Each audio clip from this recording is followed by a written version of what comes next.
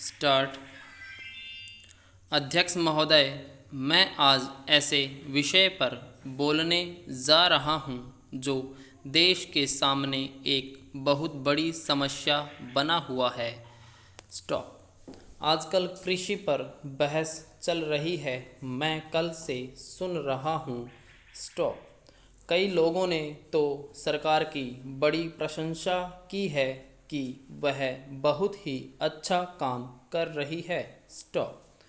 मैं मंत्री महोदय से एक प्रश्न करना चाहता हूँ। स्टॉप। मार्च में मंत्री महोदय ने एक प्रश्न के उत्तर में कहा था कि 2 वर्ष में हमारा देश आत्मनिर्भर हो जाएगा। स्टॉप। मैं जानना चाहता हूँ कि ऐसा कहने के पीछे उनका आधार क्या है? Question mark. कौन से उनके पास ऐसे प्रमाण हैं जिनके आधार पर उन्होंने इस प्रकार की घोषणा की है?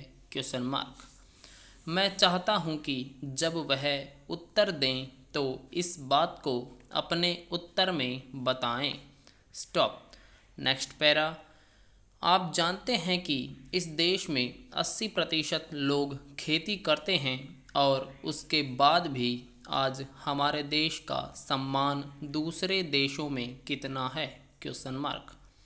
आज हम दूसरे देशों से देश के नागरिक के लिए खाद्यान्नों का आयात काफ़ी मात्रा में कर रहे हैं। स्टॉप। खाद्यान्न की स्थिति बिल्कुल संतोषजनक नहीं है। स्टॉप।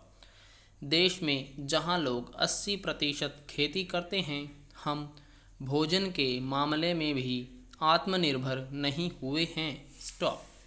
इसके कुछ कारण हैं। स्टॉप। जिसके समय देश स्वतंत्र हुआ उसी समय से इस सरकार ने कुछ गलतियां की हैं, जिसका यह परिणाम है कि आज इतने वर्षों के बाद भी हम आत्मनिर्भर नहीं हो सके हैं। स्टॉप।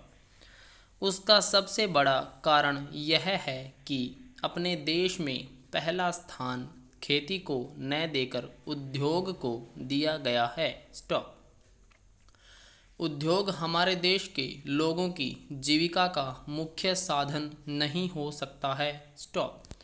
भोजन की समस्या के हल के लिए किन किन चीज़ों की आवश्यकता है, उनकी तरफ हमें ध्यान देना चाहिए। स्टॉप। सबसे पहले पानी की आवश्यकता है। स्टॉप। मैं समझता हूँ कि देश में सिंचाई पर काफ़ी जोर दिया जाना चाहिए और सिंचाई तथा खाद्य मंत्री एक होना चाहिए। स्टॉप। यह मेरी मांग है। स्टॉप। पानी के बाद खेती के लिए खाद भी आवश्यक है। स्टॉप। खाद का स्थान दूसरा हो सकता है। स्टॉप।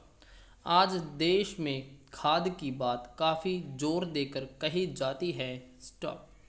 यह कहा जाता है कि उपज को बढ़ाने के लिए खाद की आवश्यकता, बिना खाद के उपज नहीं बढ़ सकती। स्टॉप। किंतु खाद कहाँ तक उपज को बढ़ा सकेगी, यह भी देखने और सोचने की ही बात है। इस ओर एक समन्वयक नीति चाहिए। स्टॉप।